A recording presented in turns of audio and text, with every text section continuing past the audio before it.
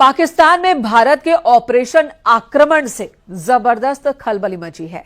इस वक्त पाकिस्तान में खौफ का आलम है और ऐसी स्थिति है कि पाकिस्तान के जनरल और पाकिस्तान के पूर्व विदेश मंत्री बिलावल भुट्टो के परिवार पाकिस्तान छोड़कर विदेश भाग गए हैं।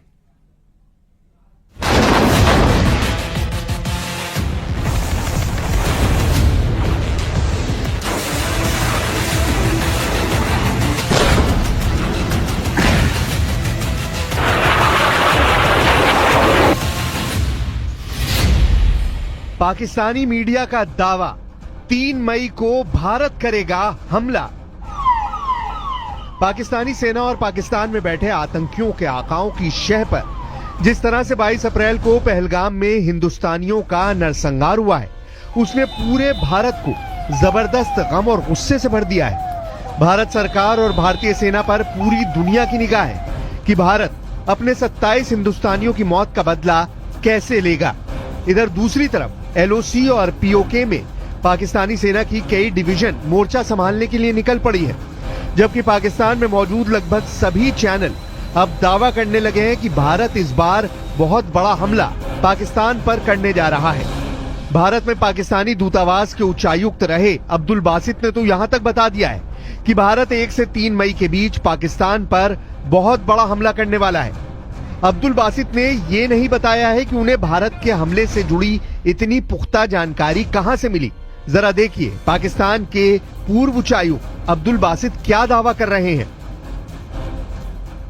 भारत जो है कोई कार्रवाई करता है, जो करेगा वो आज हो, कल हो, हफ्ते के बाद हो। देखिए ना, पुलवामा का वाकया हुआ था 14 फरवरी को। हाँ जी। और बालाकोट का वाकया हुआ था 26 फरवरी को, यानी 12 दिनों के बाद भारत ने वो कार्रवाई की थी। इसी तरह उड़ी का वाकया हुआ था, जहां तक मुझे याद पड़ रहा है 18 या 19 सितंबर को, और भारत ने कार्रवाई जो सो कॉल्ड सर्जिकल स्ट्राइक्स की थी वो की थी 28 सितंबर को। तो भारत का रिकॉर्ड क्लियर है कि 8 से 10 से 12 दिन लेते हैं कोई कार्रवाई करने पे। अगर उसी पैटर्न को रखा जाए तो ये 22 अप्रैल को हुआ, तो आप तवक्को रख सकती हैं कि 21, 2, 1, 2 या कम या 2, इन 3 या मई के पहले हफ्ते में कोई कार्रवाई हो सकती है, या फिर उससे बाद में भी हो सकती है। पाकिस्तानी मीडिया का दावा, टारगेट पर इस्लामाबाद, कराची, रावलपिंडी। इधर दूसरी तरफ भारतीय थल सेना के चीफ उपेंद्र द्विवेदी 15वीं कोर की बैठक जम्मू कश्मीर में कर चुके हैं और ऐसे दावे किए जा रहे हैं कि भारतीय सेना के तीनों अंग ने इस बार ऐसी जंगी तैयारी की है जिसका सामना पाकिस्तानी सेना 3 दिन भी नहीं कर पाएगी। भारतीय सेना की तरफ से जारी की गई तस्वीरें और वीडियो में पाकिस्तान को साफ संकेत दिए गए कि भारत पहलगाम के गुनहगारों को पृथ्वी के आखिरी छोर तक नहीं छोड़ेगा। हम आपको पाकिस्तानी मीडिया में उन गीदड़ भपकी और बचकाने दावों को दिखाते हैं जो साबित करता है कि जब सियार की मौत आती है तो वो शहर की तरफ भागता है। जरा इस वीडियो को देखिए। इसमें पाकिस्तानी चैनल सुनो न्यूज पर पाकिस्तान के रक्षा विशेषज्ञ जफर हिलाली और पाकिस्तान के retired lieutenant general Ghulam Mustafa डींगे मारते हुए भारत पर परमाणु बम से हमला करने की वकालत कर रहे हैं। न्यूक्लियर वेपन्स का टाइम क्या है? आपने अनाउंस कर भी दिया था कि हम हर चीज से लड़ेंगे जो हमारे पास है। आपने मुल्क को कहा था कि घास खाओ, अगर तुम घास खाओगे तो ये वेपन भी हम हासिल कर लेंगे। हमने घास खाया, वेपन हासिल हो गई, तो अब ये वेपन्स हमें इस्तेमाल करने के लिए तैयार होना चाहिए। क्या इंडिया ये मानेगा? देखिए, एक ही तरीका है इंडिया को हराना। वो क्या तरीका है? बात कर रहे हैं आपने हिलाली साहब बड़ा अच्छा कंपैरिजन किया कि कन्वेंशनल जो वॉरफेयर है उसमें तो उनकी अददी बर्तरी है, उनके पास मैन पावर की बर्तरी है। तो आप कह रहे हैं कि नॉन कन्वेंशनल और जो आपका सबसे इंपॉर्टेंट टूल है दैट इज न्यूक्लियर टूल, आप कह रहे हैं वो बाकी रह गया है, उसके अलावा बाकी ऑप्शंस में हम शायद उनको बीट ना कर सकें, ये कह रहे हैं आप? यस, और कोई ऑप्शन हमारा है ही नहीं, ओनली न्यूक्लियर ऑप्शन। और हमारे पास 160 न्यूक्लियर वॉरहेड्स हैं। एक ही तरीका है हिंदुस्तान को जीतने से रोकना।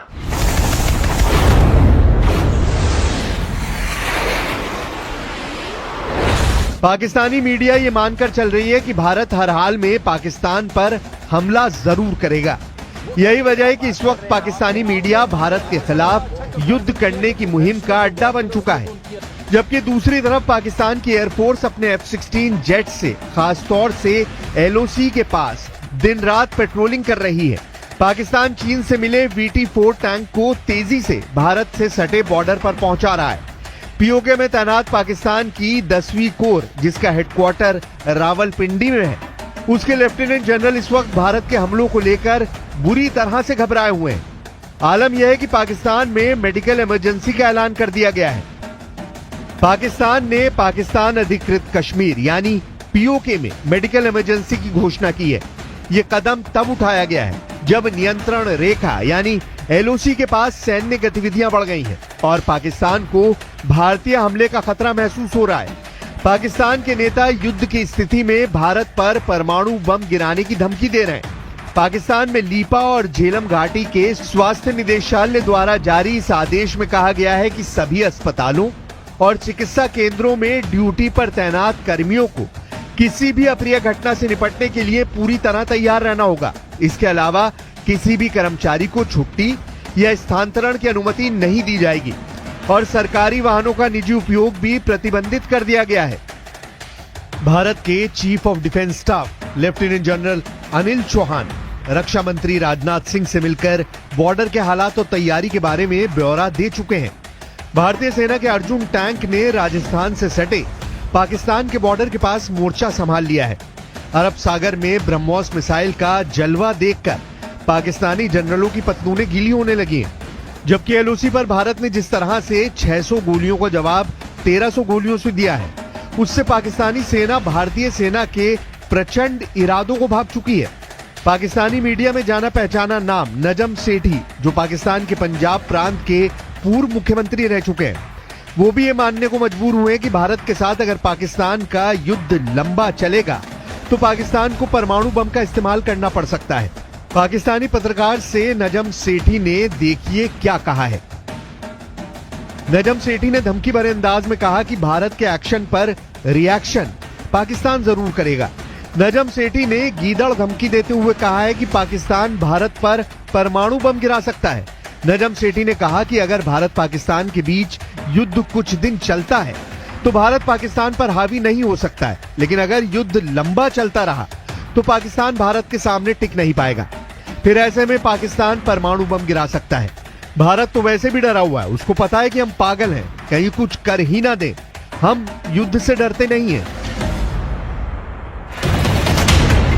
एक हाथ में भीख का कटोरा और दूसरे हाथ में बम का कटोरा लिए पाकिस्तान भारत को जंगी धमकियां दे रहा है। पाकिस्तानी सेना के चीफ आसिम मुनीर ने एक बार फिर से जिहादी और आतंकियों की तरह हिंदू और हिंदुस्तान के खिलाफ जहर उगला है। जनरल आसिम मुनीर ने हिंदुओं के खिलाफ एक बार फिर से 26 अप्रैल को पाकिस्तान के खैबर पख्तूनवा प्रांत में ऐसा घिनौना जिहादी बयान दिया है जिसने भारत को और ज्यादा गुस्सा दिला दिया है। पाकिस्तानी सेना के चीफ आसिम मुनीर खैबर पख्तूनवा प्रांत के काकुल इलाके में पाकिस्तानी सैन्य अकादमी यानी PMA में कैडेट की पासिंग आउट परेड को संबोधित कर रहे थे। उस दौरान पाकिस्तान के नए फौजियों को संबोधित करते हुए उन्होंने कहा कि 2 नेशन थ्योरी इस बुनियादी मान्यता पर आधारित थी कि मुसलमान और हिंदू 2 अलग अलग राष्ट्र हैं, एक नहीं है। हम मुसलमान कभी भी हिंदुओं के साथ नहीं रह सकते हैं। हिंदुओं पर भड़कते हुए मुनीर ने कहा, मुसलमान जीवन के सभी पहलुओं, धर्म, रीति रिवाज, परंपरा और सोच में हिंदुओं से अलग है। पाकिस्तान कई कुर्बानियों के बाद हासिल हुआ है और इसे सुरक्षित रखना सशस्त्र बलों का कर्तव्य है। हमारे पूर्वजों ने पाकिस्तान के निर्माण के लिए बहुत बड़ी कुर्बानियां दी हैं। हम जानते हैं कि इसकी रक्षा कैसे करनी है। हम आपको बता दें कि 16 अप्रैल 2025 को जनरल मुनीर ने कहा था कि कश्मीर हमारे गले की नस है और हम इसे हासिल करके रहेंगे। हिंदुओं को कश्मीर से खदेड़ेंगे। 16 अप्रैल को दिए गए मुनीर के इसी भाषण के बाद 22 अप्रैल को पहलगाम में 27 हिंदुस्तानियों को पाकिस्तान के आतंकियों ने गोलियों से भून दिया था। Government stance on Kashmir is absolutely clear. It was our jugular vein. It is our jugular vein. We will not forget it, and we will not leave our Kashmiri brethren in their heroic struggle, what they are waging against the Indian occupation. Border पर तनाव जबरदस्त हो गया है। भारत की सेनाएं पाकिस्तान की हर करतूत का मुंह तोड़ जवाब दे रही हैं, जबकि जम्मू कश्मीर में मौजूद जिहादी और आतंकियों के घरों को भारतीय सुरक्षा बल धमाकों से उड़ा रहे हैं। एक एक आतंकी और उनके आकाओं के घरों के चीथड़े उड़ाए जा रहे हैं। अभी तक कश्मीर में 12 के करीब आतंकियों के घरों को मिट्टी में मिलाया जा चुका है। इधर जो आंकड़े भारत और पाकिस्तान की सैन्य और आर्थिक ताकत को लेकर सामने आए हैं, वो हैरान करने वाले हैं।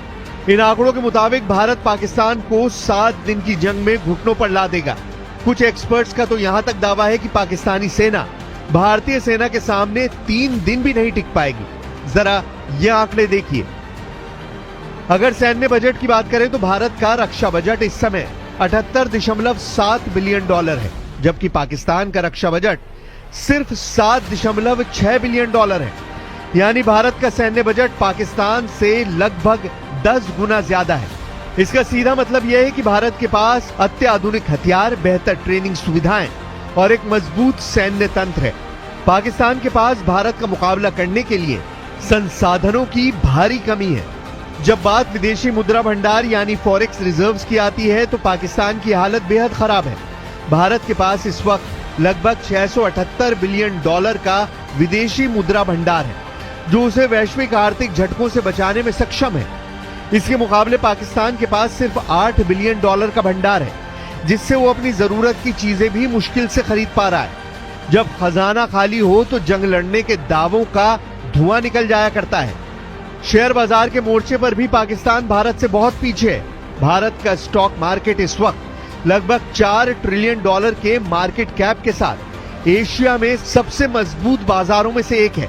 इसके उलट पाकिस्तान का शेयर बाजार महज 100 बिलियन डॉलर से भी कम के बाजार पूंजीकरण पर सिमटा हुआ है। यह अंतर निवेशकों के भरोसे और आर्थिक मजबूती का बड़ा प्रमाण है। यानी पाकिस्तान ना तो सैन्य तौर पर और ना ही आर्थिक तौर पर भारत से मुकाबला कर सकता है। भारत कभी भी जो है पानी पाकिस्तान का नहीं रोकेगा।